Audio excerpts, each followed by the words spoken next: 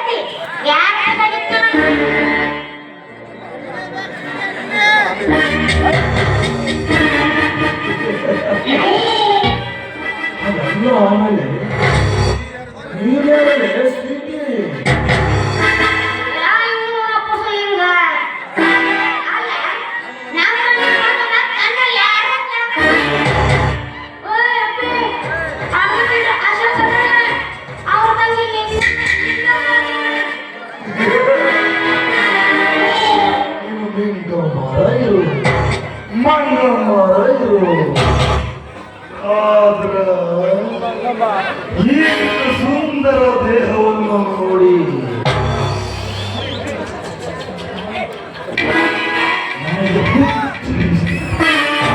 ಈ ನಿನ್ನ ಸುಖಮನವಾದ ದೇಹವನ್ನೇ ನನಗೆ ಅರ್ಪಿಸು.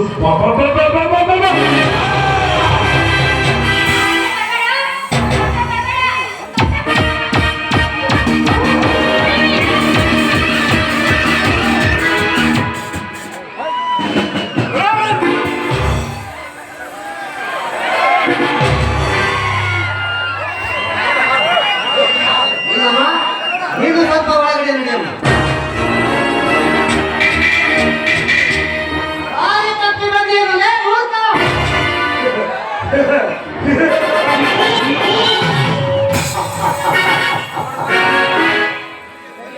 ಸರಿಯಾದ ದಾರಿಗೆ ಬಂದಿರುವೆ. ಮೂರ್ಖ ನಾನಲ್ಲ, ಆಡಿನ ಹೆಡೆ ಸಾಕ. ಎಲ್ಲಿ ಬಚ್ಚಿಟ್ಟುಕೊಂಡಿದ್ದನೋ ಕೂಡಲೇ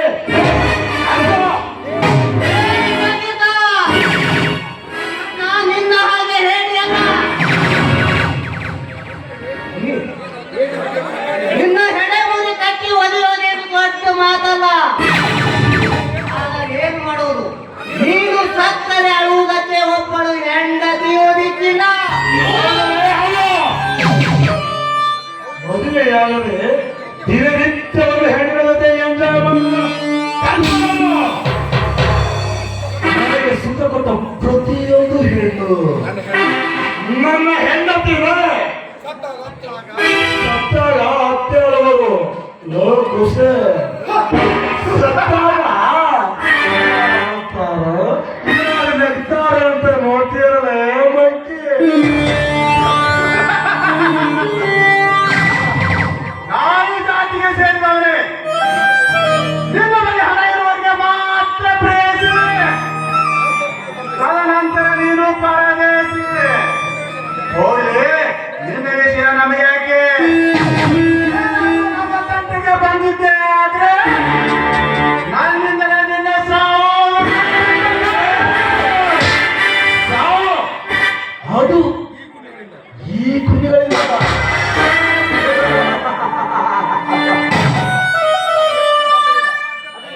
ಅದು ಎಂದಿಗೂ ಸಾಧ್ಯವಿಲ್ಲ.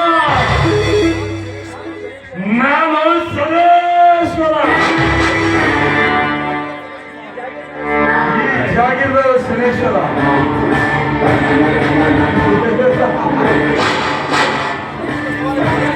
ಈ ನನ್ನ ಸವಾಲಿಗೆ, ಈ ಜಾಗಿರದ ಶನೇಶ್ವರಿಗೆ ಸವಾಲ. ಆದಷ್ಟು ಬೇಗ ಈ ನಿಮ್ಮ ಸವಾಲಕ್ಕೆ ಜವಾಬಿಡುವೆ. ಮಂಕೆ 10 ಕೊಲೆ ಮಾಡಿದವರಿಗೆ ಇನ್ನು 1 ಕೊಲೆ ಮಾಡುವುದು ದೊಡ್ಡ ಮಾತಲ್ಲ.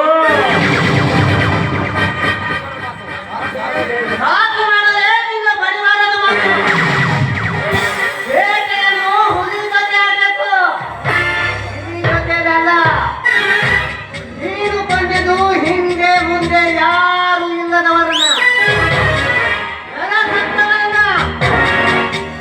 ನಿಜವಾಗಲೂ ನೀನು ತಂದೆಗೆ ಹುಟ್ಟಿದ ಮಗನೇ ಆಗಿದ್ರೆ ಅಷ್ಟೊಂದು ತಾಕತ್ತ ನಿನ್ನ ಇದ್ರೆ ನಮ್ಮ ಮನೆ ನಾಯಿ ಮರಿಯನ್ನು ಕೊಲು ಆಗ ತಿಳಿತೀನಿ ನೀನೊಬ್ಬ ಗಂಡಸು ಎಂದು. ಆ ದೇವರು ಬಾಯಿ ಕೊಟ್ಟಿದನಂತ ಬಾಯಿ ಬಂದಂತೆ ಒದರಿದರೆ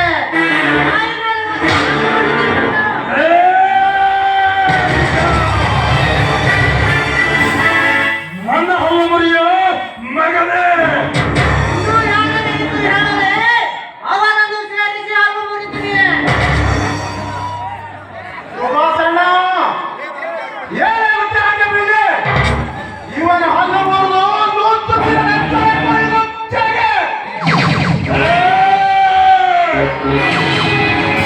ಅಲ್ಲೇ ಇಲ್ಲದ ಕುಂದಿಗಳ ನಾಯಿ ಮುಚ್ಚು, ಲಪಂಗ ಮುಚ್ಚ. ನೀನು ಇಲ್ಲಿಂದ ಹೊರಟು ಹೋದರೆ ಸರಿ. ಇಲ್ಲಿ ತನಕ ಬಾಯಿಂದ ಹೇಳಿದಾಯ್ತು. ಇಲ್ಲಿಂದ ಇಲ್ಲೇ ಬರ್ತಾರೆ.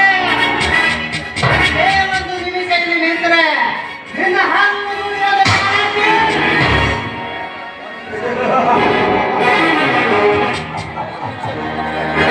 ಒಂದು ನಿಮಿಷ ಮಗನೇ, ಒಂದು ಗಂಟೆ ಬೇಕಾದ್ರೂ ನಿಲ್ತೇನೆ. ಆದ್ರ ನಿಮ್ಮದಿಲ್ಲ ಗಾಡಿ ಮಗ ಕೆಲಸ ಬಳಸಿರೋ ಮಗನ